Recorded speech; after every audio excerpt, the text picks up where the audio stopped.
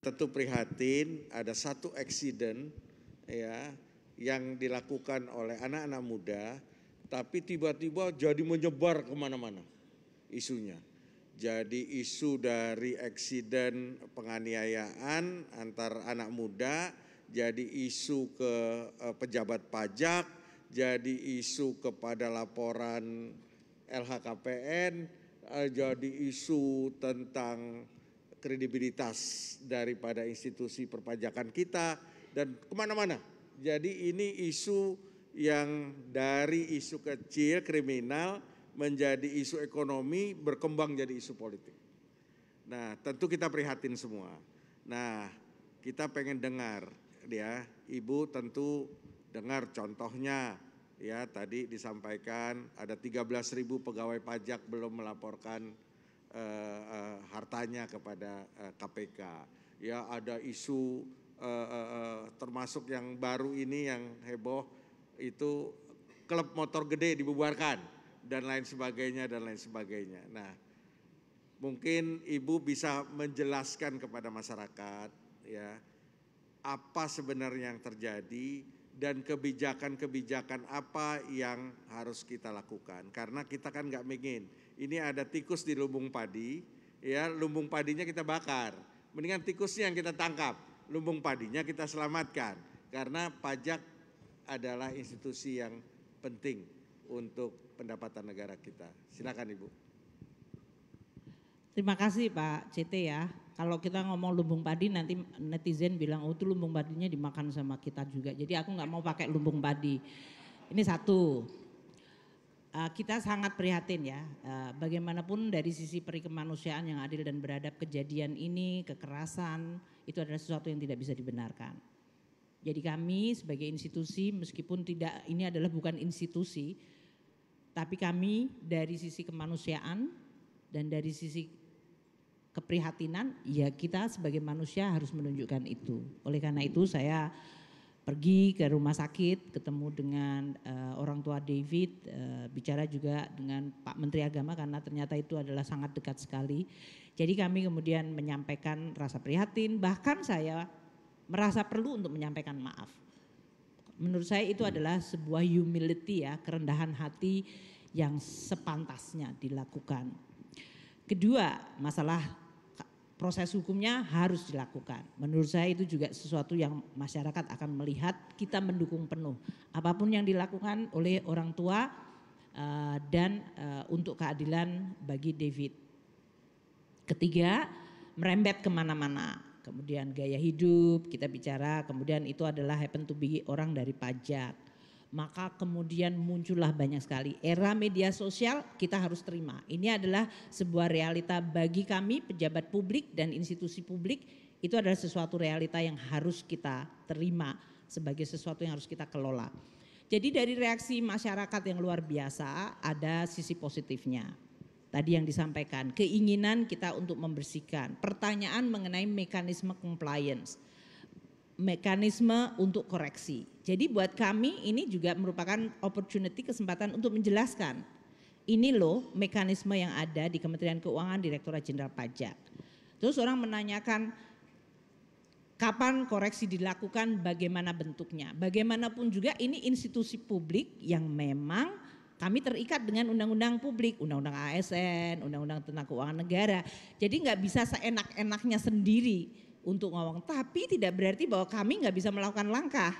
Makanya beberapa yang saya sebutkan gesture, satu terhadap yang bersangkutan yang masyarakat sudah mengatakan oh ini kayaknya doesn't make sense, which is kita juga tahu itu tidak make sense, maka kita bilang sama Irjen, sampaikan ke publik yang selama ini Anda sudah lakukan untuk melakukan kontrol, investigasi dan eksaminasi, sampaikan. Kalau dari KPK mendapatkan feedback dari PPATK, kita juga dapat PPATK sumbernya sama, angkanya sama atau enggak, testingnya seperti apa. Jadi kita bekerja bukan berdasarkan emosi, tapi ya berdasarkan data evidence. Tapi pemihakan terhadap perasaan masyarakat itu harus kita lakukan. Karena itu penting, yang namanya kredibilitas, persepsi, itu sesuatu yang ada objektifnya tapi juga ada subjektifnya. Di sisi lain Pak CT, tadi Pak CT menyampaikan, Kementerian Keuangan itu lebih dari 78.000. Kami bekerja mengelola 3.000 triliun lebih. Direktorat Jenderal Pajak lebih dari 44.000. Mereka bertanggung jawab untuk menerima, mengoleksi penerimaan pajak 1.750 tahun lalu. Tahun ini 1.718.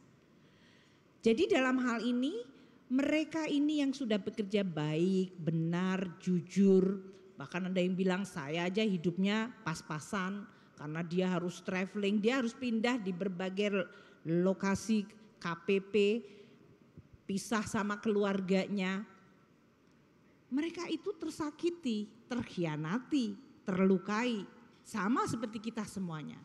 Saya sebagai pimpinan Kementerian Keuangan harus membela dan ada di sisi yang mereka ini yang sudah bekerja. Dan saya yakin itu banyak sekali, sangat banyak mereka yang seperti itu di dalam.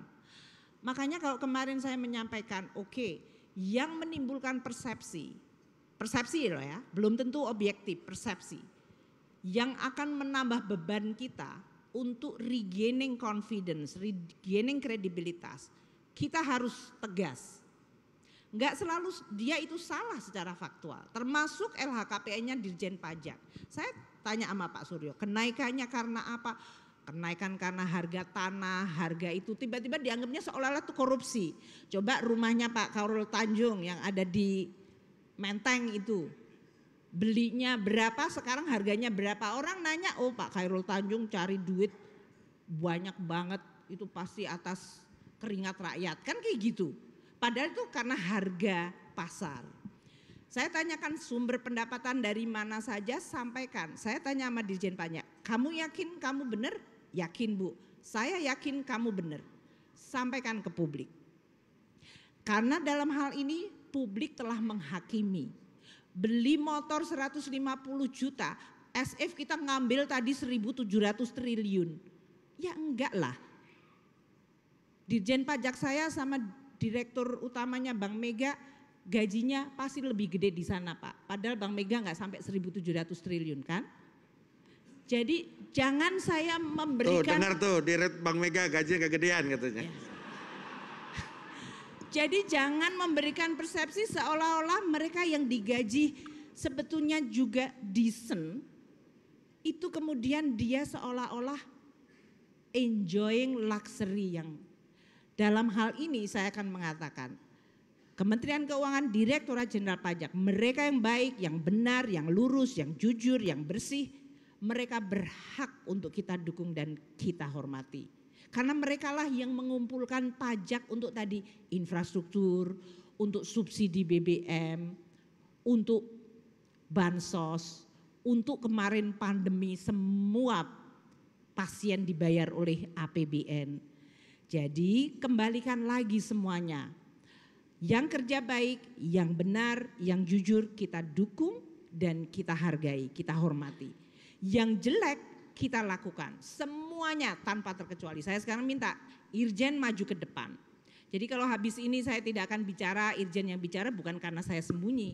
Untuk menunjukkan bahwa sistem di Kementerian Keuangan jalan. Dan saya senang sekali karena dengan semuanya sekarang menginformasikan ke kita, ya signal kamu boleh saja kita belum melakukan langkah tapi masyarakat sudah menghukum kalian. Jadi ya tadi sebagai pejabat publik ya kita harus decent lah Pak. Menurut saya azas kepatutan, kepantasan itu bukan sesuatu yang berlebihan. Karena masyarakat selalu merasakan adanya connection terhadap kepercayaan itu dari tingkah laku kita juga. Jadi meskipun itu dapatnya dari uang halal, dapat belinya dari gaji kamu dan Bu saya kepengen sedikit relax, ya udahlah relaxnya sekarang nggak usah naik motor gede. Jalan kaki aja sama saya muter-muter Senayan, itu sehat. Makan di bubur ayam, itu juga sehat gitu loh. Kalau Anda kelihatan mewah, bukannya Anda kelihatan keren malah marah, rakyat marah dan Anda juga dalam posisi defensif gitu kan. Jadi tapi kita kan manusia yang decent juga Pak, kita juga manusia biasa yang ingin hidup kita, kerja kita juga dihargai secara baik. Dan saya atas nama seluruh Kementerian Keuangan, saya ingin menyampaikan bahwa mereka yang sudah bekerja baik, mereka adalah yang terlukai paling dalam dari kasus ini. Dan ini adalah sesuatu yang harus disadari bahwa kami ini manusia biasa yang kerja juga untuk Republik ini. Mereka yang mengkhianati, ayo kita tadi yang disebutkan, kita cabutin tanpa membuat institusi kita lemah dan menjadi lumpuh. Itu yang sedang berjalan saat ini. Terima kasih atas dukungannya. By the way 13.000 itu saya kesel tadi. 13.000 nih ya, ini media ini sekarang balik ke media nih. Saya sedang traveling dari Jakarta ke Bangalore. Sudah 3 hari seminggu saya kurang tidur. Sampai di Bangalore lagi banyak intensif dari bilateral ke bilateral. Dan ada beberapa event yang dilakukan oleh host. Dapatlah dari kesayangan Pak CT wartawannya nanya, Bu saya melakukan penelitian LHKPN ada 13.000 orang yang belum menyerahkan. Saya sampaikan, aku nggak sebut wartawannya nanti dia menjadi kesulitan. Saya bilang berarti perempuan ya. Saya sedang di Bangalore, nanti Irjen dan Sekjen saya akan kasih datanya gitu kan. I immediately out of respect terhadap accountability dan responsibility sebagai pimpinan. Nanti Irjen dan Sekjen saya akan kasih. Belum keluar datanya. And then you make those headline 13.000 pegawai Kementerian Keuangan mayoritas pajak tidak menyampaikan LHKPN. Walah Pak, deadline-nya dari KPK itu Maret. Kami di dalam Kementerian Keuangan akhir Februari. Semenjak 2016 saya pulang lagi ke Indonesia, saya make sure bahwa semua Kementerian Keuangan harus menyerahkan LHKPN. Bahkan yang tidak wajib LHKPN, di dalam Kementerian Keuangan kita punya laporan harta dan kekayaan. Banyak yang kemudian mengatakan dia nggak bayar pajak. Pajak kendaraan itu adalah pajak di mana? Polri kan, STNK kan maksudnya. Atau kalau dia adalah pajak bea balik nama itu di daerah. Katakanlah dia melakukan itu, ya itu urusan. Tapi ada yang mengatakan bahwa seolah-olah kita tidak lapor harta kekayaan, semuanya kita punya duit dan punya Rubicon, itu kan nggak adil banget Pak. Hanya gara-gara your judul tadi. Saya sampaikan, jelaskan ke masyarakat deadline-nya kapan? 2017. Saya pulang 2016. 17 itu berarti LHKPN yang harus dilakukan. Sampai hari ini 100% Pak CT.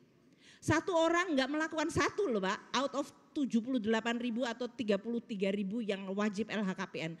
Itu hanya karena dia fail untuk memberikan surat kuasa. Itu pun saya masih tetap mintakan. Just to let you know. Kami kerja benar-benar serius, jadi tolong jangan bikin headline yang membuat kami sibuk untuk hal yang nggak perlu gitu loh. Itu tanda. Benar nggak itu sibuk yang nggak perlu? Itu tanda sayang. Ini soalnya Bu. Detik, CNN, CNBC punyanya beliau ini. Itu tanda sayang supaya LHKPN-nya cepat diserahkan gitu loh sebenarnya.